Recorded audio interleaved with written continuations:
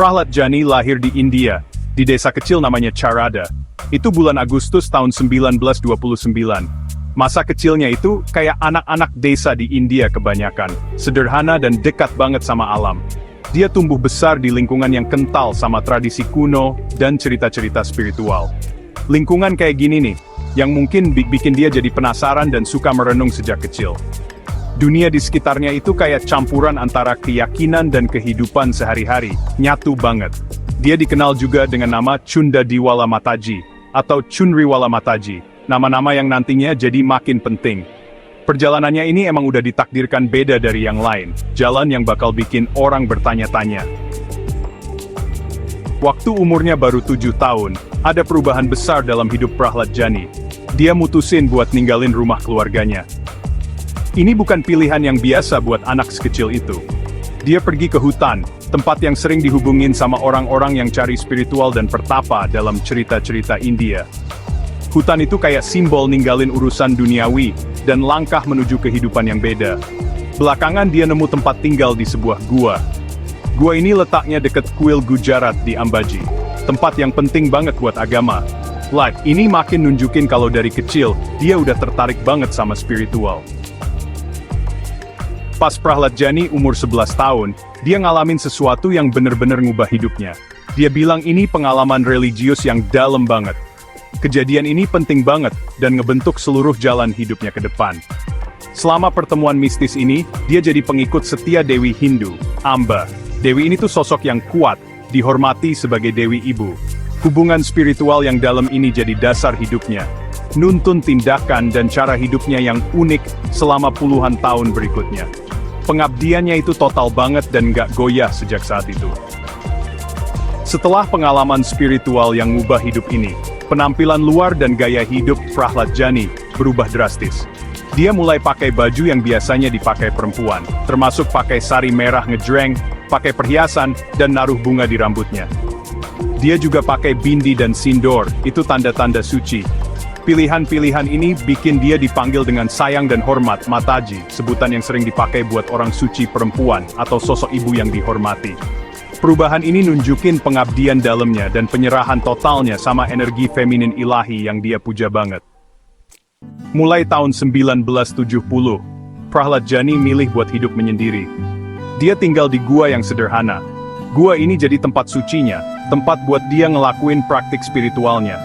Tinggal di kondisi kayak gitu butuh disiplin tinggi banget, dan gak mikirin kenyamanan duniawi. Buat Jani, ini bukan kesusahan, tapi jalan yang dia pilih. Sunyinya gua bikin dia bisa fokus penuh ke dunia batinnya. Dia ngabisin hari-harinya dengan meditasi yang dalam, nyari hubungan yang lebih dekat sama yang ilahi. Hidupnya jadi bukti kesederhanaan dan keyakinan yang gak goyah, kehidupan sunyi yang jauh dari keramaian dunia luar. Inti kehidupan Jani di gua itu ya soal praktik meditasinya. Meditasi bukan cuma ritual harian buat dia, itu udah jadi cara hidupnya. Lewat perenungan yang lama, dia pengen ngelampauin kesadaran biasa. Pengabdiannya ke Dewi Amba itu yang jadi pendorong utama praktik-praktik ini. Dia percaya hidupnya itu ditopang bukan sama makanan fisik, tapi sama energi spiritual. Keyakinan yang dalam ini jadi dasar dari klaim-klaimnya yang luar biasa. Fokusnya tetap kuat ke spiritual. Dunia yang dia jelajahi dengan pengabdian penuh selama bertahun-tahun, nyari pencerahan dan persatuan sama yang ilahi. Hal yang paling bikin kaget dari hidup Prahlad Jani itu klaimnya soal makanan dan air. Dia bilang dia nggak makan atau minum apapun sejak dapat pencerahan spiritual. Masa puasa total yang katanya dia lakuin ini berlangsung lebih dari 70 tahun. Klaim kayak gini, jelas ngelawan semua pemahaman ilmiah soal tubuh manusia. Tubuh manusia kan butuh asupan nutrisi dan air rutin buat bertahan hidup dan berfungsi. Pernyataan Jani ini jadinya jadi misteri besar, nantang batas-batas kemampuan manusia buat bertahan hidup, dan bikin orang bertanya-tanya soal apa yang mungkin. Prahlad Jani ngasih penjelasan soal kemampuannya yang luar biasa buat bertahan hidup tanpa makanan biasa. Dia yakin banget kalau Dewi Amba langsung ngasih dia semacam cairan makanan khusus. Menurut ceritanya, makanan ilahi ini dikasih ke dia lewat lubang kecil di langit-langit mulutnya. Keyakinan ini penting banget buat dia ngerti gimana dia bisa bertahan hidup. Menurut dia, Ini bukan kelainan metabolisme, tapi keajaiban terus-menerus. Campur tangan langsung dari Dewi yang dia puja. Keyakinan yang gak goyah ini ngasih dia kekuatan buat hidup kayak gitu. Hidup yang ditopang sama sesuatu yang gak kelihatan. Di tahun 2003, klaim-klaim Prahlad Jani narik perhatian besar dari dunia medis. Dr. Sudhir Shah, seorang ahli saraf yang dihormati, bareng dokter-dokter lain, ngadain penelitian observasi. Jani setuju buat diawasi ketat selama 10 hari. Pengamatan ini dilakuin di lingkungan terkontrol, di kamar tertutup di Rumah Sakit Sterling di Ahmedabad, India. Tujuannya buat ngebuktiin secara ilmiah klaimnya soal hidup tanpa makan dan minum. Tim medis siap ngawasin tanda-tanda vital dan semua fungsi tubuhnya dengan teliti. Nyari bukti nyata soal pernyataannya yang aneh itu. Selama 10 hari pengamatan di tahun 2003 itu, tim medis ngelaporin temuan yang luar biasa. Menurut catatan mereka, Prahlad Jani nggak makan makanan apapun. Dia juga katanya nggak minum air atau cairan lain sama sekali. Selain itu, dokter-dokter nyatet kalau selama periode itu, dia nggak buang air kecil atau buang air besar. Pengamatan ini bikin bingung, soalnya beda banget sama pengetahuan medis soal kebutuhan manusia. Ada juga lubang yang kelihatan di langit-langit mulutnya. Detail yang Jani sendiri pernah sebutin soal makanan ilahinya. Ini nambah lagi misteri medisnya. 7 tahun kemudian, di tahun 2010, Prahlad Jani diobservasi lagi. Kali ini lebih lama. Penelitian ini berlangsung selama 15 hari. Dipimpin lagi sama Dr. Sudhir Shah, tapi kali ini, timnya lebih besar. Tim ini isinya lebih dari 30 peneliti. Para peneliti ini dari Institut Fisiologi dan Ilmu Terapan Pertahanan India yang terkenal, dan organisasi ilmiah lainnya. Keterlibatan DIPAS, Badan Riset Pertahanan, nunjukin kalau kasusnya ini dianggap serius, mungkin buat nyari tahu soal ketahanan manusia di kondisi ekstrem. Hasil dari penelitian tahun 2010 ini, mirip sama pengamatan sebelumnya, tapi dengan pengawasan yang lebih ketat lagi. Selama 15 hari ini, Prahlad Jani katanya nggak makan atau minum cairan apapun. Satu-satunya kontak dia sama air cuma buat mandi, dan kadang-kadang kumur, dan itu diukur dengan hati-hati. Meskipun nggak ada asupan sama sekali, tubuhnya, walau kurus, dibilang sehat-sehat aja.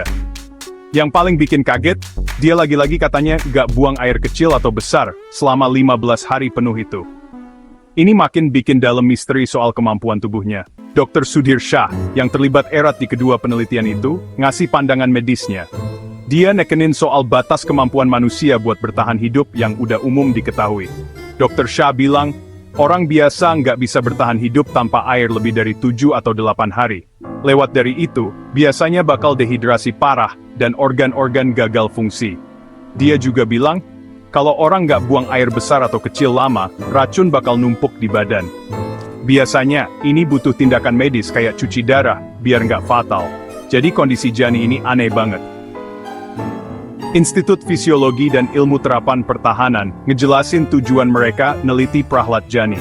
Sikap resmi mereka, keterlibatan mereka itu bukan buat ngebuktiin atau ngebantah klaim pribadi Jani soal makanan ilahi. Malah, DIPAS bilang penelitian mereka tujuannya buat nyari kemungkinan baru di dunia sains. Mereka tertarik buat neliti apa yang mereka anggap fenomena baru dan belum bisa dijelasin. Fokusnya buat ngertiin apa ada mekanisme adaptasi di tubuh manusia yang belum diketahui, yang bisa bikin orang tahan banting kayak gitu, yang mungkin berguna buat bidang kayak bertahan hidup di militer. Kehidupan luar biasa Prahlad Jani berakhir tanggal 26 Mei 2020. Dia meninggal di usia 90 tahun. Dia meninggal di desa kelahirannya, Charada, di Gujarat, India, daerah tempat dia lahir dulu. Kematiannya nandain akhir dari kehidupan yang udah bikin banyak orang di seluruh dunia penasaran dan bingung. Sebagai penghormatan buat status spiritualnya yang unik, jenazahnya disemayamkan di kuil selama 2 hari. Ini ngasih kesempatan buat banyak pengikut dan pengagumnya buat ngasih penghormatan terakhir sebelum dikremasi. Bukti betapa besar pengaruhnya. Kisah Prahlad Jani masih terus diingat lama setelah dia meninggal.